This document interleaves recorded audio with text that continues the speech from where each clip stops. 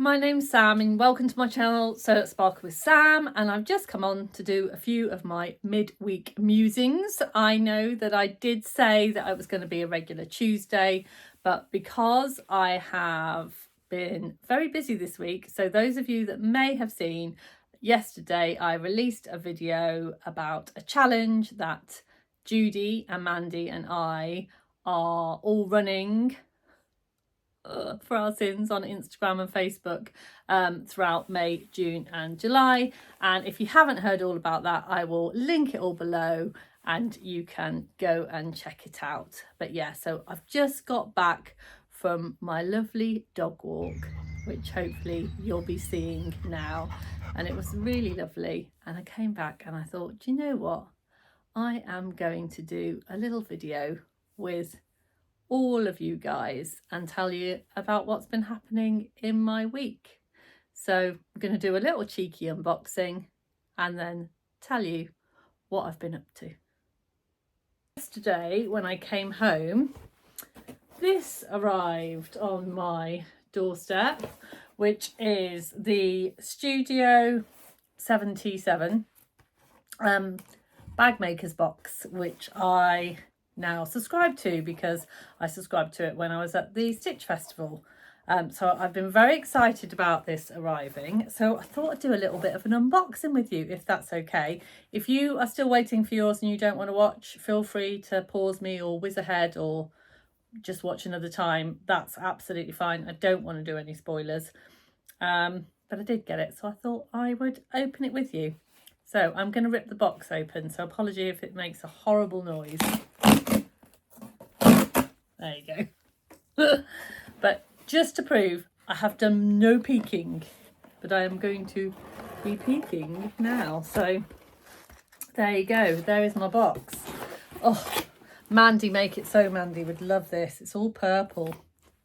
And it's got a little sticker on it that says, "It's here." So that's cool. And then it's got the welcome to the bag makers box, and then lots of little bits and pieces in it and lots of QR codes, which are obviously linked to different things. So this is my very first box. I've never got a box before, so I don't really know what to expect. So you're going to find out alongside me what we get inside. So, ooh, reminds me of some kind of animal bed. When you go in, it's like, oh, am I going to find a little hibernating creature in here? I hope not. I really hope not, actually. Oh my goodness. Did Emma know that this box was for me? Is this just a this is only for Sam box? Look what I've spotted. Stars. Oh my goodness. Well, I'm basically planning a bag around this, aren't I? That's it, really. So this fabulous webbing, which I absolutely love. I wonder if I've got enough of this for a backpack. Yeah, I might have.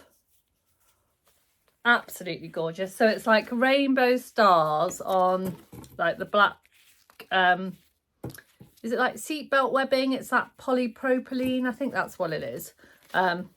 Very lovely.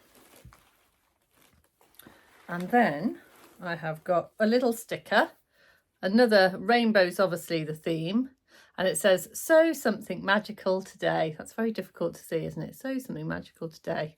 So that will probably go on one of my machines. Oh, what else have I got in here? So I've got, oh wow, is this vinyl? Oh, this is cool. So it's like, I'm not quite sure what this fabric this is, but it's all kind of rolled up. Now, those of you that make lots of bags, if you can kind of give me any advice on how I sew with this, because this is absolutely, do you know what? I'm seeing a Harrelson bag. Is anyone else? I just think that that would be absolutely fab as the flap over pocket. So that's very cool. I'm loving that. And those of you that know me know I love a rainbow and I love a star, so it doesn't get any better. Star stitcher. That's super cool. Oh, it looks like there's something. Oh, it's a tea bag. Bird and Blend Tea Co. Butter Brew, a whizzingly wonder creamy caramelly delight. Oh, is it supposed to be like a butterbeery type thing? How exciting. Very nice. And then more stars. But it's a zipper tape.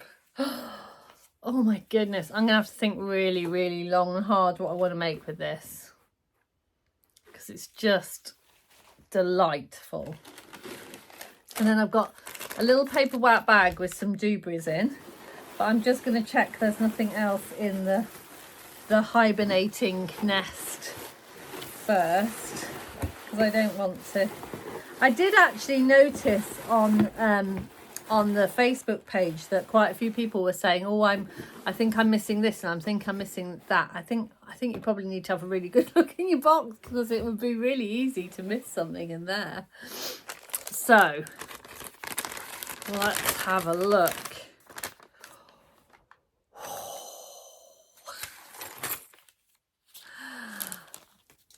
Wow. Yes, this box has been made for me, hasn't it? Starry zipper pulls, 1, so 2 with the little star on, and then 2 with that I've got like the like it's a lobster clasp kind of affair, so you kind of pop that on, so you'd be able to use that for you know, like clasping your bag on, or for a key fob or something like that. So yes, I've got 2 of the ones for your zipper pulls, and then 2, I guess you could use them on as the closure for the Harrelson bag. Oh, my brain's really thinking, isn't it? So yeah, so a little recap. I've got all of the starry doobies that I'm going to pop in there. I've got my tea bag. And then I've got my little rainbow starry stickers, which are delightful. And then I've got some of this fabric, which I'm not entirely sure what type of fabric it is, but I'm sure it'll be great for bag making. And then I'm going to have to incorporate some of this zip in a garment, I think. How amazing would that be on a pair of jeans? You know, like on a pocket or something, on a pair of cargo trousers. Fabulous. Fabulous. And then my lovely webbing. So yeah, and then I will be sitting down with a cup of tea later and reading my little leaflet. But it says, oh, it's faux leather. So it says, in your box this month, 12 inches by 53 inches roll of rainbow faux leather.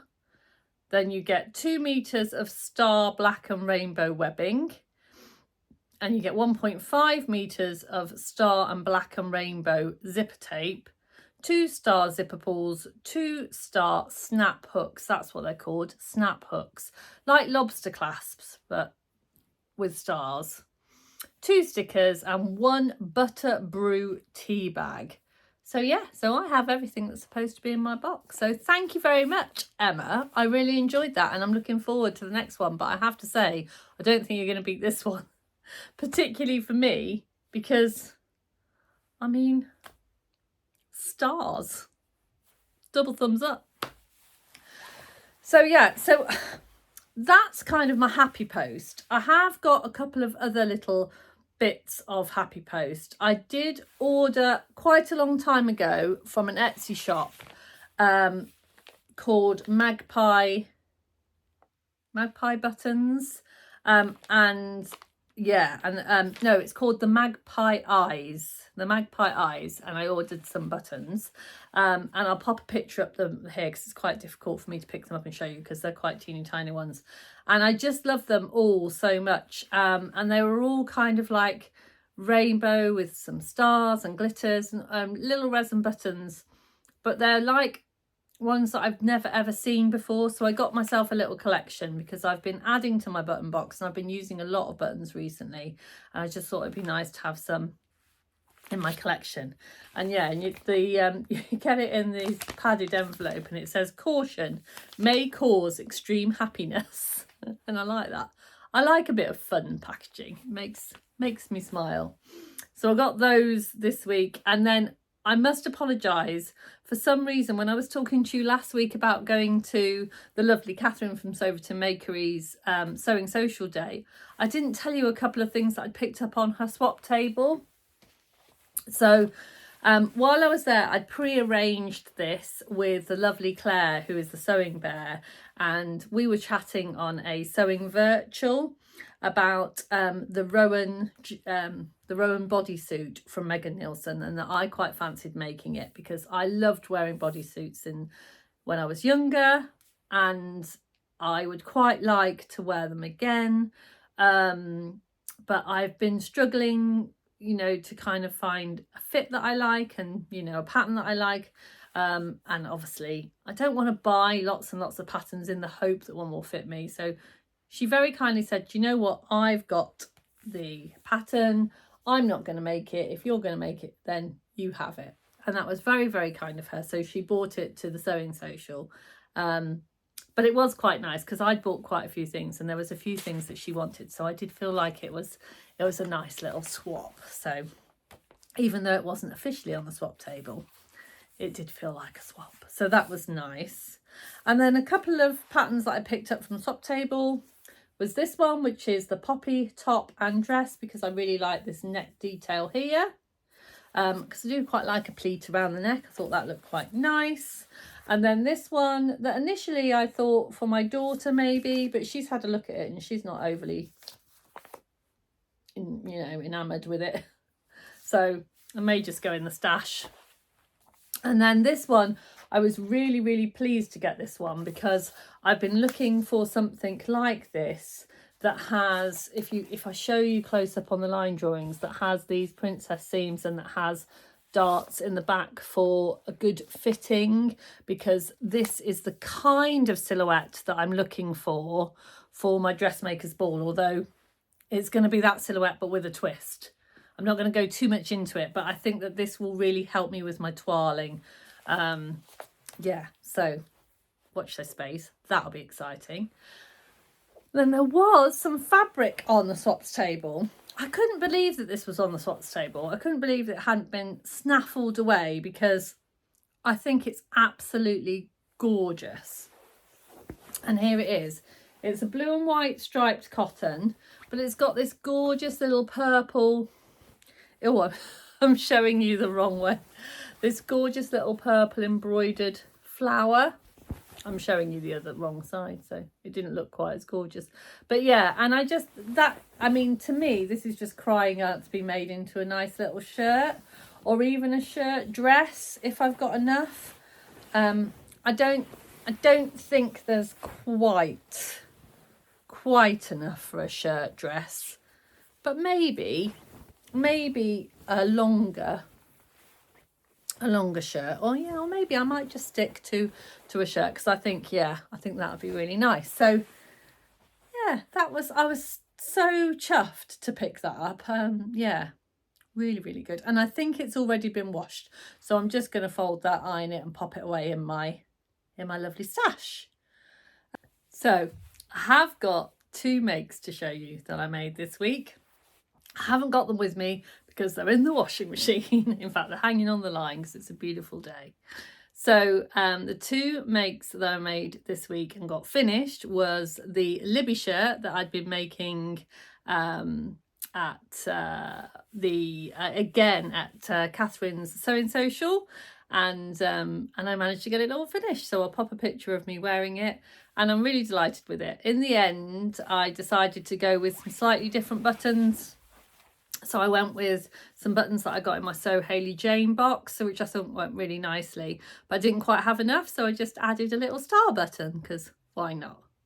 Yeah, and actually when I wore it out, I wore it to my friend, she said, oh, it's really lovely that you put that that extra button on, because then it really looks like you, it looks like your shirt. So that's the thing I'm trying to do. I'm trying to kind of channel my style, and that is definitely my style. So yeah, so it was the Libby shirt by Sew Over It, and I got it all finished. So yay me to finishing a make. So that was good. Because I feel like I'm not very good at finishing at the moment. I'm making loads. I have loads of whips, but nothing that gets finished in a timely fashion. So we'll have to work on that. And then the second thing, which is, if you follow me on Instagram, you probably saw, because I did get some lovely comments from my Eggs in Space outfit. And I'll pop a picture up of me wearing it with my delighted face, because I was just so pleased with that and how it came together. So that was the fabric that I won for my Sew Frugal challenge, and it's Eliza Mac Fabrics, and I'll pop the link below. I want to say thank you very much to Libby for sending me a little treat and my fabric, and yeah, just making me the happiest person in the world with my Eggs in Space leisure set. So how I got that together was, the top is the LB pullover, which I made in straight size 10. And then the bottoms are, what are the bottoms? They are the Wendy Ward, from the Wendy Ward book, Sewing Knits, and they are the Derwent trousers, which I have to say are the easiest trousers in the world to make and the comfiest trousers to make. So I actually messaged Sarah from Sew Sarah Style and said, I'm going to make those. I'm going to make that exact combination, because if you haven't seen hers, you should go and check hers out. And she actually challenged herself to do it in an hour. And I said, I'm not going to put that kind of pressure on myself. And she said, oh, you'll probably get it done in an hour. And actually, it didn't take me much more than that. So I did the longer sleeves. So I did hem the sleeves and things in the end. So it took me a little bit longer, but not much longer. It was a really, really quick make. And I know, well, as you can tell, because it's on my washing line, I'm going to wear it all the time. It's just going to be my favourite thing to wear. I've kind of named it my sewing suit, because it's just so comfortable, and it makes me happy. So yeah, might be one of those Marmitey things. Some people might look at it and go, oh my goodness, I'd never wear that. That's okay, because you don't have to wear it. I do, and it makes me happy. So yeah, so that's my two makes.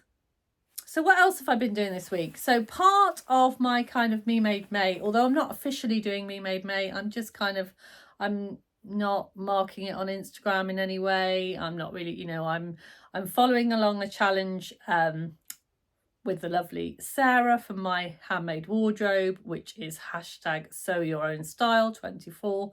So I have been following her daily prompts to kind of help me go through my journey of my Maids, and I really, really do need to do a good wardrobe sort. That has become clear through the last few months, that because when I first started sewing, I just sewed up everything, you know. If it moved, I sewed it.